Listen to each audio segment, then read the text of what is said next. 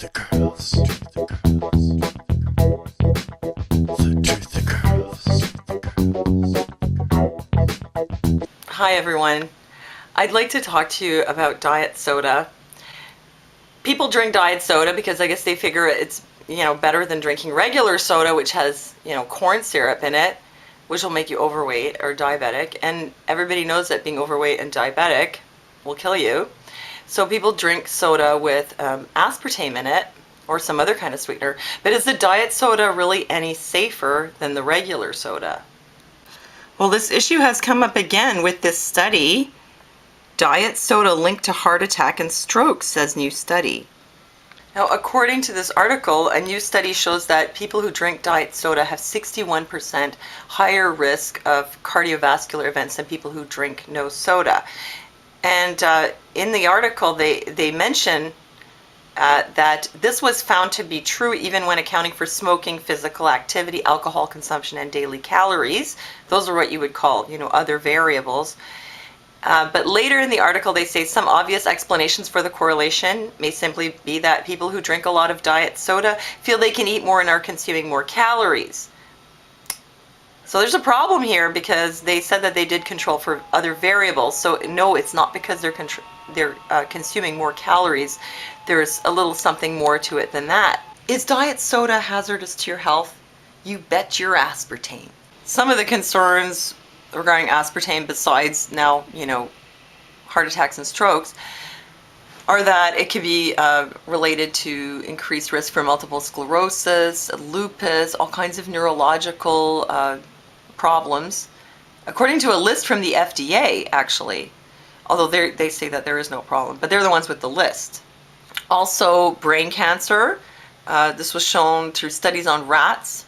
The rats who got the aspartame had brain cancers. The rats who didn't get the aspartame didn't have brain cancers, and it's especially significant because rats usually don't get brain cancer.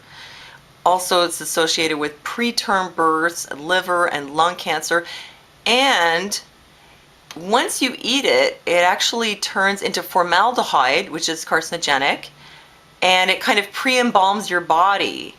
That's right, it actually pre-embalms your body. Like you're getting embalmed while you're still alive. So, on the positive side, you might save a little on your funeral costs, but is it really worth it? And the industry is very sneaky about it. See, once people started to wake up to the fact that aspartame is a poison, what they did was they renamed things that were called NutraSweet as AminoSweet.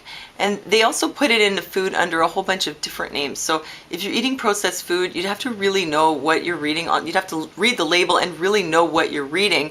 Otherwise, you might be eating aspartame and not even knowing it. Well, aspartame is a pretty big area of concern, I would say. So I just actually yesterday decided to make a web page about it. Here's my web page, and I'll come out and say it. Aspartame is poison. So on my page, I give you some links to some resources and also mention some of the concerns with aspartame. And also, you've got links to 2 videos. Here's one on excitotoxins. It's from a lecture by Dr. Russell Blaylock, Nutrition and Behavior. That'll tell you how MSG and aspartame can affect your behavior and damage your health in general. And here's another movie about aspartame, which is called Aspartame Sweet Misery. Okay, I'm assuming that most of you, if you're my viewers, you probably already know about some of this, but to those of you who, this is the first you're hearing about it, maybe when you first heard about this, you Googled it, and maybe you came up with something like this. A site like Snopes. Question about aspartame. Claim. The artificial sweetener aspartame has been proved responsible for an epidemic of cancer, brain tumors, and multiple sclerosis. Verdict? False. Now, this is interesting because what Snopes does here is they bring up this letter that had circulated. People were circulating this on the email, spreading information about aspartame and the possible problems. Well, actually the evidence that it can cause all these problems. And what they say is how they answer the question and decide that this is unfounded. Ask the FDA, is aspartame safe? Answer: to date, FDA has not determined any consistent pattern of symptoms that can be attributed to the use of aspartame, nor is the agency aware of any recent studies that clearly show safety problems. Okay, just to let you know, originally the FDA banned aspartame because it was a poison and it caused brain tumors and things like that.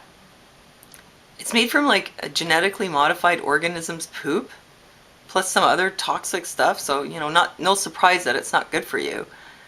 So originally they banned it, and then what happened was Donald Rumsfeld was the chairman of GD Searle Pharmaceutical, a subsidiary of Monsanto, who make aspartame. Well, he got to be the Secretary of Defense under Rumsfeld, and once he was Secretary of Defense, he got this guy appointed, Arthur Hayes Hull Jr., and then as the head of the FDA. And then Arthur Hayes Hull Jr., made aspartame legal. That's what you call revolving door government. It's when you get people working for corporations going to work for the government to be able to pull strings to get laws changed in favor of the corporations. And then a lot of time they go back to work for the corporations after. Or the other way around. People from the government go to the corporation and back and forth. Because it's a corporatocracy. Now note, Snopes, first of all. Who runs Snopes? Well, from what I found out, it's just some couple. Well, they can't be experts on everything, and they're certainly not medical experts. So, who cares what Snopes really says? But a lot of people go to sites like this.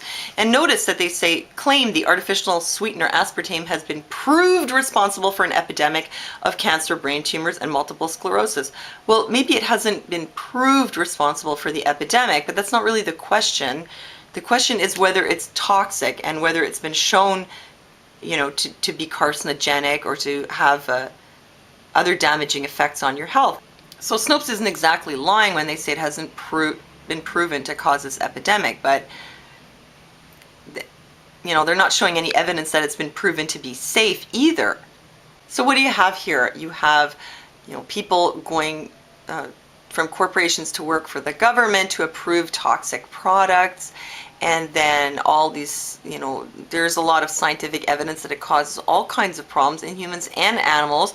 And then there's also a lot of evidence that there's a cover-up because the corporations have too much control over the government on what kind of information gets out and what kind of products can be approved and protected. What I'm trying to say here is diet soda will kill you. Now, you may take a look at this evidence and decide that you still want to drink diet soda, and that's fine. You're free to do that. But I thought that you at least deserve to know the truth. You deserve better than to be lied to. And at least you can make an informed decision. So, well, thanks for listening to me, and I'll see you next time.